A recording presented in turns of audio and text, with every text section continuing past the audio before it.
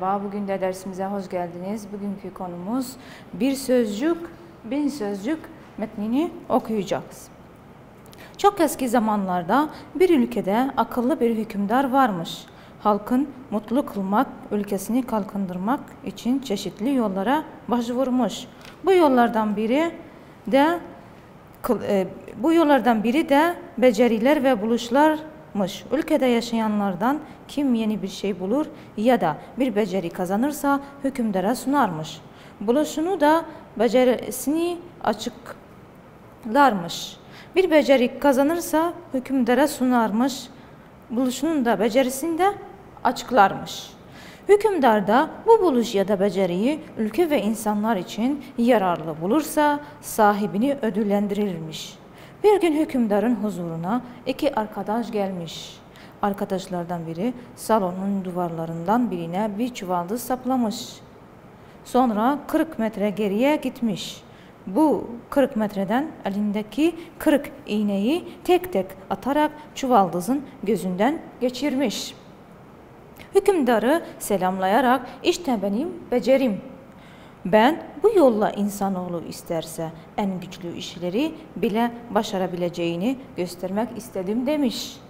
Hükümdar vezirine bu adama 40 altın verin, 40 da sapa atın demiş. Altınlar böylesine güç bir işi başardığı için, sopalar da böylesine yararsız bir işle uğraştığı için sıra ikinci arkadaşa gelmiş. O da bir kutudan 3 kolu bulunan bir makine çıkarmış. Makineyi hükümdara ve vezire göstererek hükümdarım bunun adı çevir bul. Bu makine ile bir sözcük, bin sözcük olabilir demiş. Sonra kolları çevirmiş. Kolların ucundaki ekler ortadaki sözcüklerin sonuna gelince yeni sözcükler ortaya çıkmış.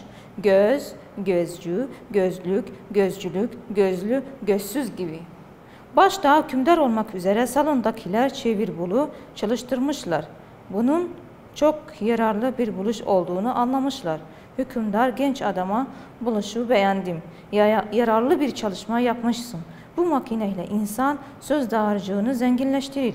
Yeni sözcükler üretir. Hem de oynayarak eğlenir demiş. Genç adama 1000 altın ödül vermiş. Hükümdar emretmiş. Çevir bul çoğaltılmış. Bütün okullara dağıtılmış. O zamanlar şimdiki gibi bilgisayar yokmuş. Gençler, çocuklar çevir bulla türlü oyunlar oynamaya başlamışlar. Bu oyunların çoğu sözcüklerle ilgiliymiş. En yaygını da bir sözcük, bin sözcük oyunuymuş. Bu oyun eklerle oynadığı gibi harflerle de oynanırmış. Sözcüklere harfler eklenir. Sözcüklerden harfler çıkarılarak yeni sözcükler yapılırmış. Örneğin el sözcüğü mü seçildi? Bu sözcüğe harfler eklenip ya da harfler atılarak tel, bel, sel, gel gibi sözcükler yapılırmış. Derler ki bütün bu oyunlardan sonra o ülkenin insanların söz dağarcıkları zenginleşmiş. Söz dağarcıkları zenginleşince insanlar daha iyi düşünmeye başlamış. Birbiriyle daha iyi anlaşmışlar. Bir sözcük, bin sözcük oyunu başka yollarla da oynanır olmuş. Bugünkü sözcük bilmeceleri var ya, işte onların çoğu o günlerden kalmaymış. Bu metni de okuduk.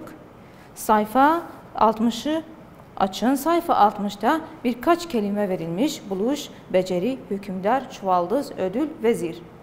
Aynı zamanda 6 bunların tanımları yapılmış. 6 tane tanım var. Birinci, padişah, kral, Hakan gibi taht sahibi devlet başkanı. Birinci, bu kelimelerden hangisi doğruysa bu şekilde burada yazarız, doldururuz. Birinci, bu birinci. Birincinin hangi bu kelimelerden doğru? Hükümdar kelimesi doğru. İkinci, padişahlıkla yönetilen eski yönetimlerde bakanlık gibi yüksek görevlerde bulunan kimseye vezir denir. Vezir de burada ikinci yazılmış. Veziri burada yazarız. Üçüncü, ilk kez yeni bir şey bulma icat. Üçüncüde yazarız buluş. Buluş, yeni bir şey bulma. demektir. 4. Bir başarı karşılığında verilen armağan, mükafat, ödül. 5. Çuval ve bazıları gibi dokumaları dikmekte kullanılan büyük iğne. Büyük iğne. 5. Çuvaldız. 6. Elinden iş gelme durumu, ustalık, maharet. 6. Beceri. Beceri. Burada 6. beceri yazarız. Yani birinci kelime.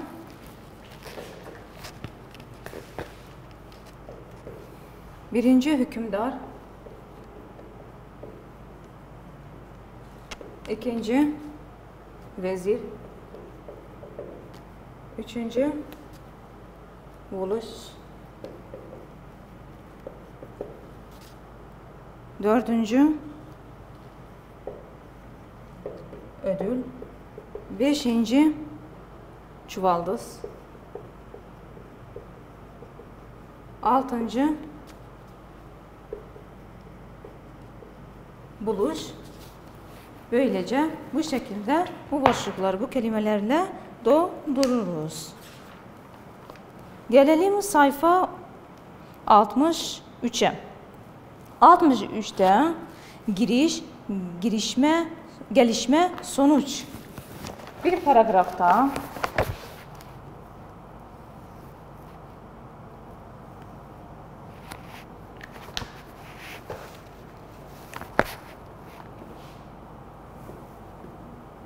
giriş, gelişme, sonuç. İlk önce girişle başlarız paragraf yazımında, ikinci kere gelişmeye başlarız, en sonunda sonucu yazarız. 63 sayfa. Burada tel, bel, sel gibi bu şekilde al, ıl, il, ol, öl, ul, ül birer kelime veririz. El, al, ıl, il, ol, öl, ul, ül.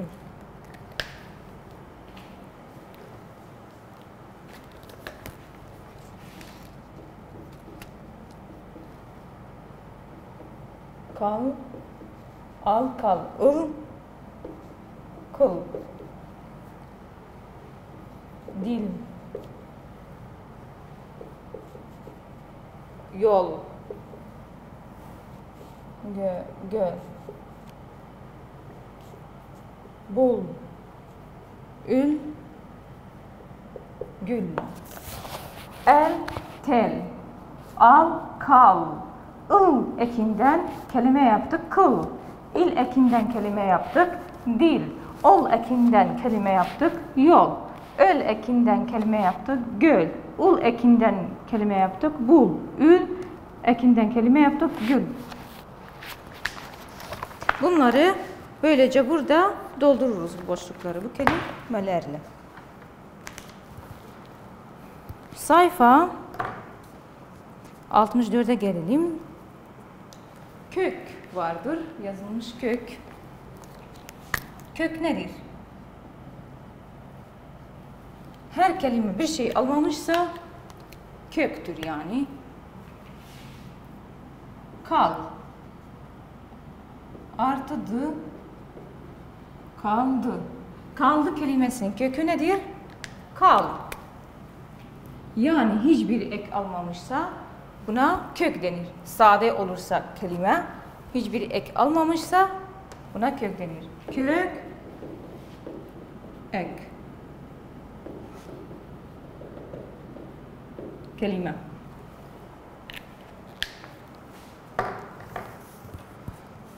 Sayfa 64'te bazı ekler vermiş. O eklerle türemiş kelimeler yaparız burada. Bazı ekler vardır.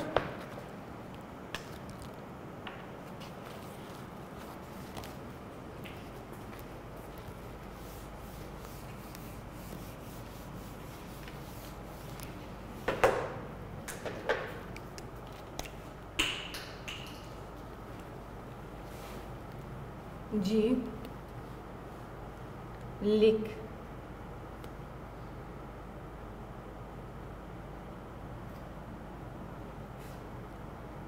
Siz. Li. Bu ekler. Ne ekleridir? Yapım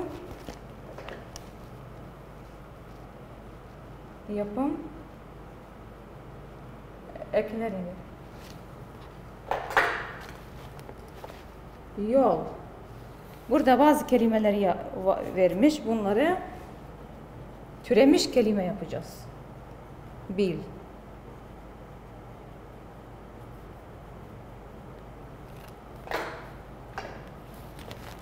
Yapım ekleri ci, lik, sizli.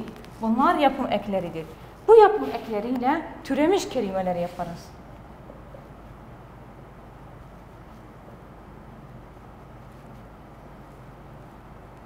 Türemiş kelimeler yaparız. Bunlardan söz, bil, baş. Yol, cu. Söz, cu. Bil, bilici. Bu yardımcı olarak burada, yardımcı harf olarak burada yazarız. Baş, başlık. Böylece bunlar türemiş kelimeler oldular. Ama önceden sade bir kelimeydi, sadece köktü. Bu yapım ekleri üzerine geldiği zaman, eklendiği zaman bu kelimeler üzerine türemiş kelimeler üretirler.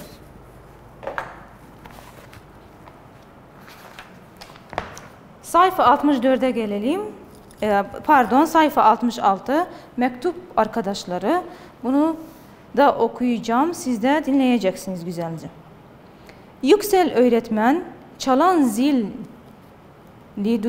duyunca öğretmen odasından çıktı ve hızlı adımlarla sınıfına girdi. Öğrenciler hemen ayağa kalktılar. Yüksel öğretmen çocukların oturmalarını bekledikten sonra "Bugün size bir haberim var" diye söze başladı. Anımsayacağınız gibi bir süre önce sizlere yurdun öteki bölgelerindeki kardeşlerinizle mektuplaşmak isteyip istemediğinizi sormuştum. Sizlerin olumlu yanıtı üzerine yurdun öbür illerindeki bazı okullarla bağlantı kurdum. Onlardan da olumlu yanıt alınca mektuplaşmak isteyenlerin adlarını ve illerini kapsayan listeler istedim. İşte bugün o listeler geldi. Şimdi iş içinizden mektuplaşmak isteyenlerin kura çekerek mektup arkadaşını bulmasına kaldı. Çocuklar neşeyle el çırptılar. Çünkü hem yeni dostlar edinecek hem de coğrafya ve tarih bilgilerini bu yolla geliştirebileceklerdir. Haydi bakalım. İlk kim gelecek? Ben öğretmenim. Ben diye ikizler aynı anda bağırıyorlardı. Pekala, önce sen Elvan. Elvan heyecanla koşarak kürsüsünün önüne geldi. Elini sepete daldırdı. Çıkan kağıdı yüksek sesle okudu. Ayşe, Beyatlı, Bağdat. O alkışlar, kahkahalar yükseldi. Bu kadar olur doğrusu. Elvancığım, tuttun. Kuzeyden güneye el uzattın. Artık o sana orada neler yetiştiğini anlatır. Sen de ona bizim buraları anlatırsın. Evet, İrem, şimdi sen çek. İrem acele etmeden kürsüye geldi. Zaten o ikizlerin sakin olanıydı. Sepetten çıkan kağıdı her zamanki sakin haliyle okudu. Nurcan Türkmen Kerkük. Yine bağırışmalar, alkışlar, Yüksel öğretmen de gülüyordu. İrem sessizce yerine geçti. Öte yandan Emre yerinde duramıyor, yanakları al, gözleri ışıl ışıl. Öğretmenim, ne olur şimdi ben çekeyim diye yalvarıp duruyordu. Biraz sonra Emre bağıra bağıra Abdullah Kasaboğlu Mendeli dediğinde sınıf gürültüden yıkılacaktı. Neredeyse. Öğretmen Şerife, şimdi sen çek bakayım. Şerife ince narin bir kızdı. Tüm sınıfın pek sevdiği bu çocuğu Yüksel öğretmen de çok severdi. Şerife yumuşak bir tavırla çektiği kağıdı okudu. Zeynep Demirci, Musul. Şerife olduğu yerde durmuş. O arkadaşların seslerini duymamışçasına öğretmenine gülümsüyordu. Yüksel, öğretmen ona sevgiyle bakarak, Şerifeciğim, dilerim bu mektup arkadaşlığından güzel bir dostluk doğsun. Şerife, teşekkür ederim öğretmenim, dileğiniz gerçekleşse ne güzel olur dedi. Sonra yavaşça sırasına döndü. Sayfa 68'e gelelim. Sayfa 68'de bu metne ilgili bazı sorular vardır. O soruları çözelim. Okuduğunuz metinde öğretmen mektuplaşmak isteyenler için nasıl bir ön hazırlık yapıyor? Anlatınız. Yurdun öteki bölgelerinde mektuplaşmak istiyorlardı. Mektuplaşmak için hazırlık yapılıyorlardı. İkinci, mektuplaşmak çocuklara neler kazandıracaktır? Bir cümleyle yazınız. Yeni dost edinirler, coğrafya, tarih bilgileri ile geliştirdiler. Üçüncü, çocuklar sırayla hangi illeri çektiler? Yazınız. Bağdat, Musul, Kerkük, Mendeli illerini çektiler. Dördüncü, İrem ve Emre'nin mektuplaşacağı illeri bulundukları bölgelerle birlikte yazınız. İrem, Kerkük'ten, Emre, Mendeli'den. Altıncı soruya gelelim. Beşinciyi bırakalım. Altıncı soruya gelelim. Aşağıdaki şekli hikaye haritasını okuduğunuz öyküye göre tamamlayınız. Olayın geçtiği yer neresiydi? Sınıftaydı. Olay zaten öğretmenle öğrenciler arasında olmuştu. Bu da sınıfta olmuştur. Olayın geçtiği zaman ders zili çaldıktan sonra öğretmen odasından çıktı. Hızlı adımla sınıfa girdi. Yani dersin başladığı zamandı. Olay kahramanları öğretmen İrem, Emre, Elvan, Şerife. Bunlar olayın kahramanlarıydı. Olay, yüksek öğretmen mektuplaşmak, öbür illerindeki bazı okullarla bağlantı kurmak. Olay neydi? Öbür iller ile bağlantılarını kurmak.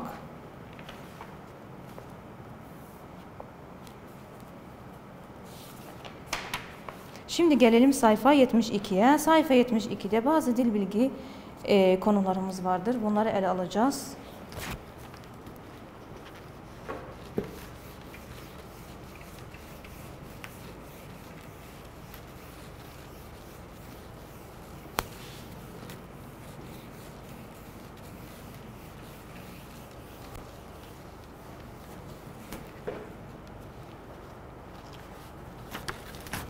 Türkçe'de ünlü 8 harf vardır. A, E, I, I, U, Ü, O, Ö. Bunlar 8 harf ünlü harfler, ünlü sesli. Bazıları ince, bazıları kalındır. İnce olanlar E, I, Ü, Ö harfidir. Kalın olanlar A, U, U, O harfidir. Böylece bunlar bu ince kalın harfler ünlü uyumuna göre bazı ekler var. Ünlü uyumuna göre bir kelimeyi bu eklerde kullanırız. Örneğin ağlıyor. Ağlıyor kelimesi yor. Kalındır.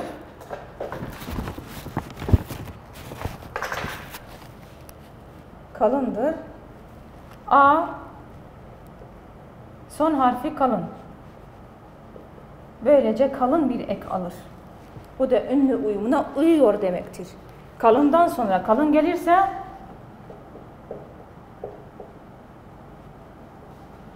ünlü uyumuna geliyor. Uyuyor, pardon.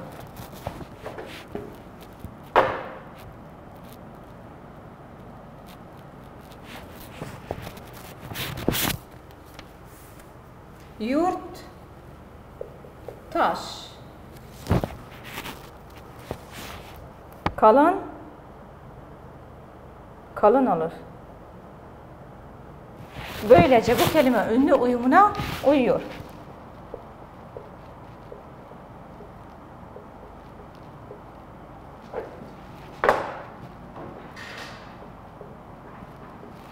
Ünlü uyumuna uyuyor.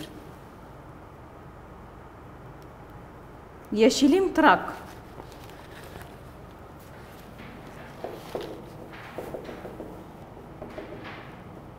Yeşilim tırak kelimesi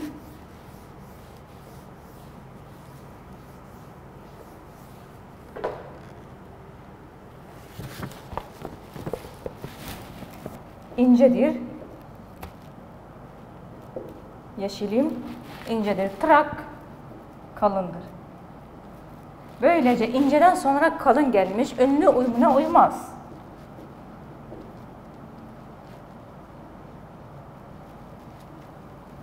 Ünlü uyumuna uymaz. Akşamleyin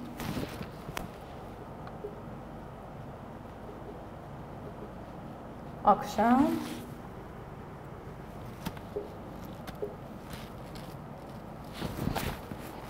kalın ince. Kalından sonra ince geliyor. Böylece ünlü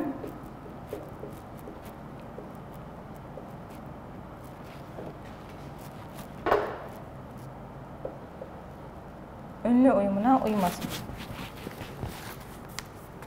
Sabahki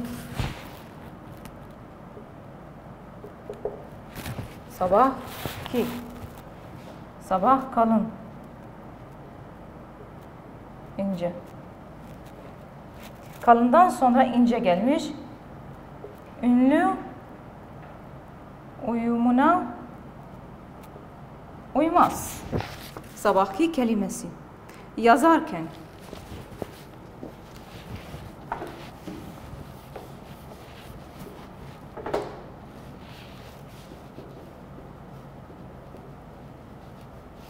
Yazarken öğretiyordu.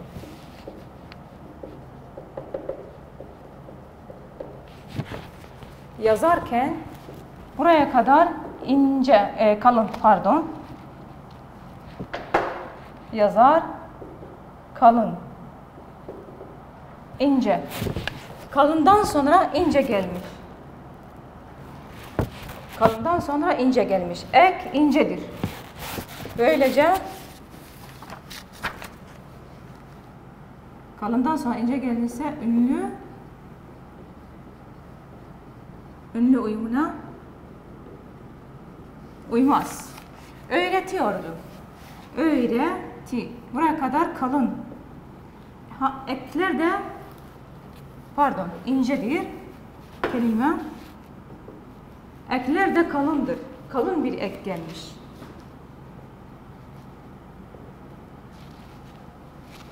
Ünlü uyumuna uymaz. Meslektaş. Meslektaş. Bu ek kalın. Meslek kelimesi ince. Böylece inceden sonra ne gelmiş? Kalın. Ünlü uyumuna uymaz.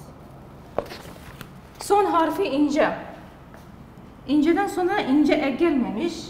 Böylece bu ünlü uyumuna uymaz demektir. Buraya yeşilim tırak. Son sesli harfi ince ama aldığı ek kalındır. Böylece ünlü uyumuna uymuyor. Akşamleyin. Son sesli harfi kalındır. Üzerine geldiği ek incedir. Böylece kalından sonra ince geldiyse ünlü uyumuna uymaz. Ağlıyor. Son sesli harfi kalın. Yor kelimesi eki o da kalındır. Kalından sonra zaten kalın gelmiş. Böylece ünlü uyumuna uyar. Yurt. Son sesli harfi kalındır. Kalından sonra taş eki kalın gelmiş. Böylece yani kalından sonra kalın gelmişse böylece ünlü uyumuna uyar demektir. Bu derste de bizimle olduğunuz için teşekkür ederiz.